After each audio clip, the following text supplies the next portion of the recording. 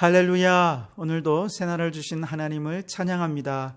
오늘도 살아계신 주님과 동행하며 주님 주시는 힘과 능력으로 승리하는 이 하루가 되시기를 주님의 이름으로 축원합니다. 오늘 우리에게 주시는 하나님의 말씀은 누가복음 8장 4절에서 15절 말씀입니다. 제가 봉독하겠습니다. 각 동네 사람들이 예수께로 나와 큰 무리를 이루니 예수께서 비유로 말씀하시되 씨를 뿌리는 자가 그 씨를 뿌리러 나가서 뿌릴새 더러는 길가에 떨어짐에 밟히며 공중의 새들이 먹어버렸고 더러는 바위 위에 떨어짐에 싹이 나다가 습기가 없으므로 말랐고 더러는 가시떨기 속에 떨어짐에 가시가 함께 자라서 기운을 막았고 더러는 좋은 땅에 떨어짐에 나서 100배의 결실을 하였느니라. 이 말씀을 하시고 외치시되 들을 귀 있는 자는 들을지어다. 제자들이 이 비유의 뜻을 물으니 이르시되 하나님 나라의 비밀을 아는 것이 너희에게는 허락되었으나 다른 사람에게는 비유로 하나니 이는 그들로 보아도 보지 못하고 들어도 깨닫지 못하게 하려 함이라. 이 비유는 이러하니라. 씨는 하나님의 말씀이요 길가에 있다는 것은 말씀을 들은 자니 이에 마귀가 가서 그들이 믿어 구원을 얻지 못하게 하려고 말씀을 그 마음에서 빼앗는 것이요 바위 위에 있다는 것은 말씀을 들을 때에 기쁨으로 받으나 뿌리가 없어 잠깐 믿다가 시련을 당할 때에 배반하는 자요 가시떨기에 떨어졌다는 것은 말씀을 들은 자이나 지내는 중 이생의 염려와 재물과 향락의 기운이 막혀 온전히 결실하지 못하는 자요 좋은 땅에 있다는 것은 착하고 좋은 마음으로 말씀을 듣고 지키어 인내로 결실하는 자니라. 아멘. 어제 우리는 향유옥합 여인을 통해서 하나님의 선교에 쓰임받는 사람은 어떤 사람인가 하는 것을 살펴보았죠. 우선 자신의 죄의 무게와 깊이를 깨닫고 죄사함의 은혜를 더 많이 깨달은 사람, 그가 쓰임받았습니다. 그리고 내가 가진 최고의 것을 주님께 바치지만 하나도 아까워하지 않는 사람, 그 정도로 예수님을 사랑하는 사람이 하나님의 선교를 위해 쓰임받는 것이죠. 오늘 이 하루를 살면서 죄사함의 은혜를 더 크게 깨달으시고 어제보다 더 주님을 사랑해서 하나님의 선교를 위해 쓰임받는 여러분들이 되시기를 바랍니다. 자, 오늘 말씀의 주제도 역시 누가 하나님의 선교에 쓰임받는가 하는 것인데요. 자, 오늘 말씀은 4가지 밭에 관한 비유의 말씀입니다.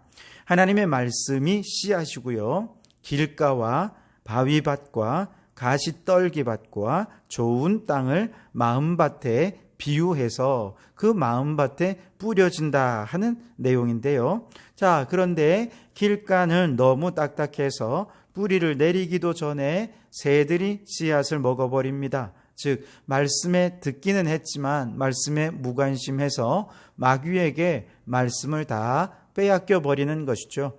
바위 위에 흙이 살짝 덮인 밭의 경우는 뿌리를 내리긴 하지만 흙이 얕아서 금방 말라버려요.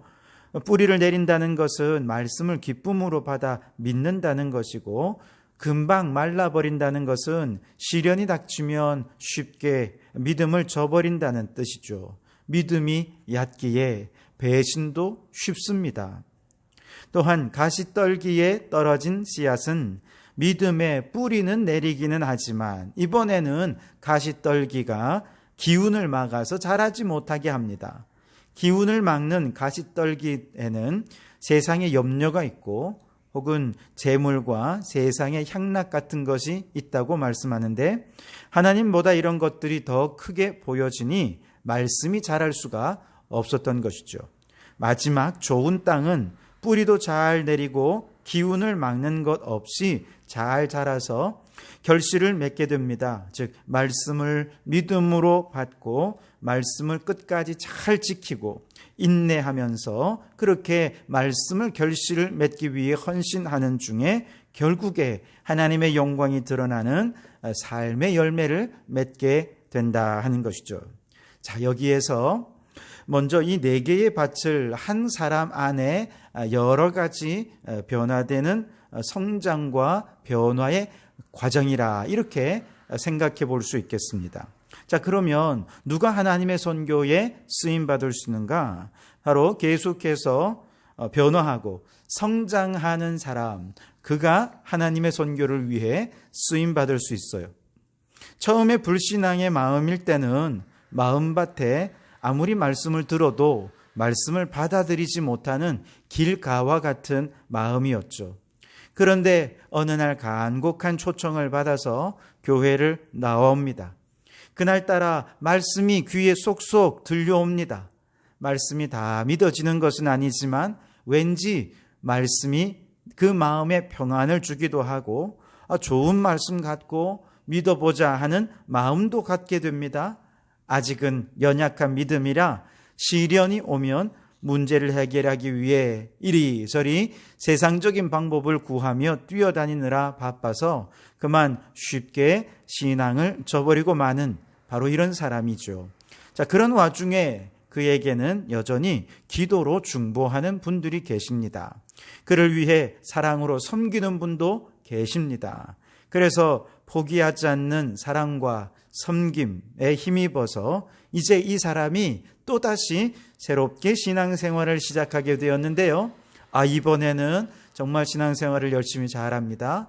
세례도 받고 봉사도 하면서 꽤나 즐겁게 신앙생활도 하고 믿음이 자라는 것이 눈에 보입니다. 그런데요, 세상에 즐거운 게 너무 많아요.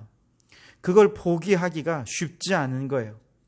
하나님보다 돈의 유혹이 더 커서 사업이 바빠지고 돈 버는 게 바빠지면 주일날 예배 드리러 나오는 것보다 돈 버는 재미, 그리고 그 돈을 쓰는 재미가 너무 좋아서 가족들과 함께 들로산으로 놀러 다니느라 바빠지죠. 그 순간 또다시 그의 신앙은 넘어지고 맙니다. 그런데 감사한 것은 이런 그를 끝까지 포기하지 않는 참 좋은 신앙의 멘토가 계셨습니다. 그분의 중보 기도와 섬김으로 이분이 다시 신앙생활을 시작하게 되었는데 이번에는 정말 진실한 참회와 은혜를 경험하고 겸손한 마음으로 세상에 좋은 그 어떤 것보다 하나님의 말씀이 꿀송이처럼 여겨지는 것을 경험하게 됩니다. 하나님의 말씀에 순종하며 살아가는 삶이 너무나도 멋있고 가치 있게 느껴집니다. 저 천국의 소망이 점점 구체화되어져 갑니다. 그렇게 천국의 소망을 확신하면서 그 신앙이 알차게 열매 맺게 되는 그 사람이 바로 좋은 땅을 마음으로 가지고 있는 사람이죠. 자, 여러분, 누가 하나님께 쓰임 받습니까? 자, 이 사람처럼 넘어지고 쓰러져도 다시 일어나서 그 믿음이 계속해서 성장해 가는 사람, 그 믿음이 계속해서 발전해 가는 사람, 하나님께 쓰임 받게 되는 것이죠. 물론 때로 말씀에 무관심할 때도 있습니다. 먹고 사는 게 바빠 신앙을 저버리기도 하고 세상 재미에 빠져 교회를 떠나기도 하지만 그럼에도 불구하고 조금씩 전진해가는 그런 신앙생활을 하는 사람, 이처럼 그 신앙이 계속해서 발전해가는 사람이 하나님의 선교를 위해 쓰임을 받게 됩니다. 때로 그가 넘어지고 실패했던 신앙생활의 흑역사들은 오히려 불신자들과 또 믿음이 연약해서 넘어진 다른 성도들에게 전해줄 수 있는 좋은 신앙의 간증거리가 되고, 넘어지면 넘어질수록 그는 더 겸손히 하나님을 의지하게 되어서 그의 인격도 더 성숙하게 됩니다. 그래서 하나님께서 모든 것이 합력하여 선을 이루게 하심으로 그를 하나님의 선교를 위해 사용하시는 것이죠.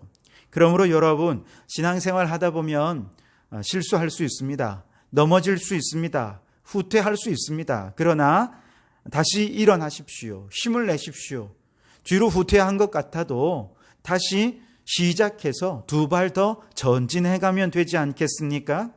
그러니 이렇게 발전이 있는 신앙생활 하실 수 있기를 바랍니다. 혹 여러분 주변에 신앙이 넘어진 분들이 계시지는 않습니까? 지금은 넘어져 있어도 모든 것이 합력하여 선을 이루면 그분들도 하나님의 선교를 위해 크게 쓰임받게 될 것을 기대하면서 그들을 돕고 섬기는 신앙의 멘토가 되어주시기 바랍니다.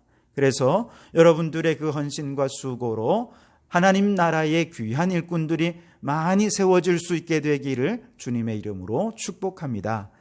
두 번째로 누가 하나님의 선교에 쓰임받을까? 신앙생활에 닥쳐오는 여러 문제들을 맞서는 사람, 또 그래서 그것을 넘어설 수 있는 사람이 하나님의 선교에 쓰임받을 수 있습니다. 첫 번째 주제와 같은 맥락이겠습니다만 신앙생활을 하다 보면 반드시 문제가 생기게 마련이죠. 길가와 같은 마음밭을 가진 사람의 가장 닥치는 신앙의 도전이 무엇일까요? 그 무관심의 문제이죠. 이 무관심의 문제를 돌파해 나가는 것은 사실 본인에게는 힘이 없습니다. 전도자의 눈물에 기도가 필요하고 사랑의 섬김과 헌신, 그것만이 성령께서 그의 마음을 열어주는 그런 도구가 될 것입니다. 여러분 주변에 아직도 신앙에 무관심한 분들이 계시지 않습니까? 그분들을 위해 여러분 열심히 중보하며 기도하십시오. 사랑과 정성으로 잘 섬기십시오. 그 영혼을 하나님께 의탁하십시오. 그러면 하나님께서 그 헌신과 눈물과 기도를 들으셔서 하나님께 무관심한 그의 마음을 성령께서 깨뜨려 주시고 녹여 주셔서 하나님의 말씀이 그 심령 속에 침투에 들어가서 믿음의 역사가 생겨날 수 있게 되는 역사가 일어나게 해 주실 줄 믿습니다.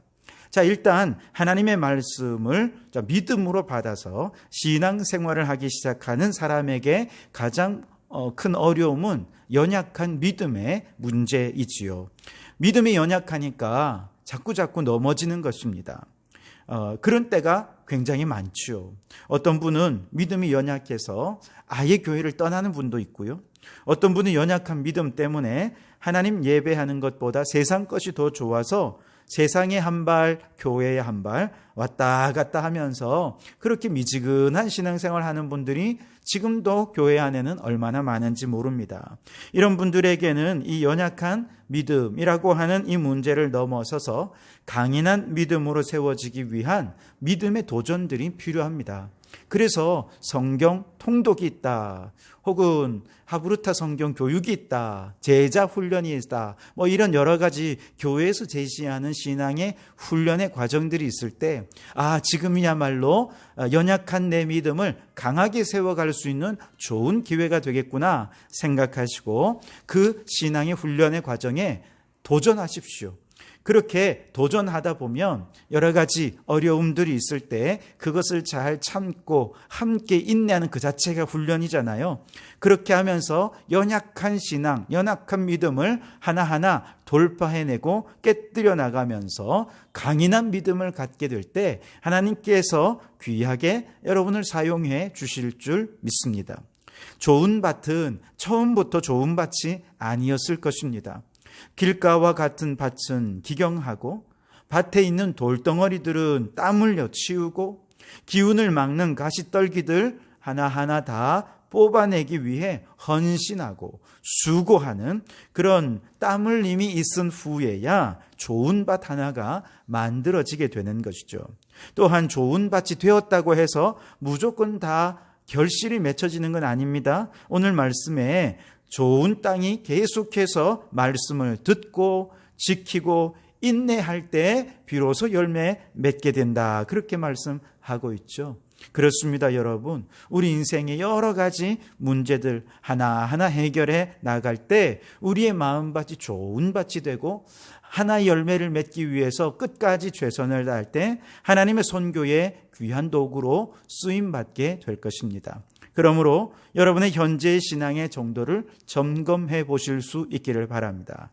어느 정도 지금 신앙의 위치가 와 있습니까? 길가입니까? 혹은 바위밭입니까? 가시떨기밭입니까? 아니면 이미 좋은 밭에 도달하셨습니까?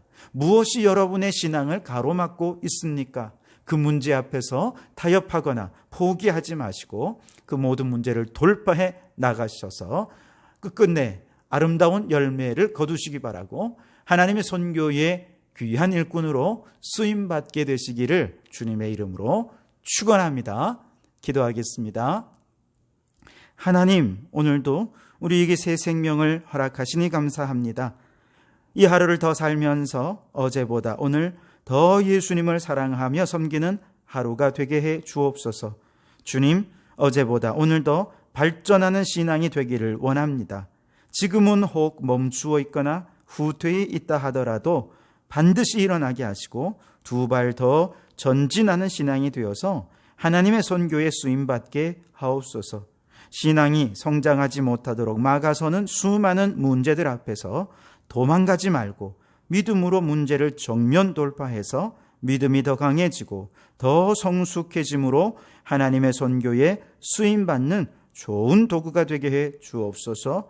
주님, 오늘 우리에게 닥칠 수많은 시련과 수많은 유혹들이 합력하여 선을 이루어 하나님 나라 생활 선교사로 다듬어지는 이 하루가 되게 해 주옵소서.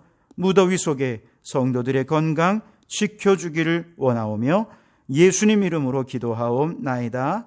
아멘.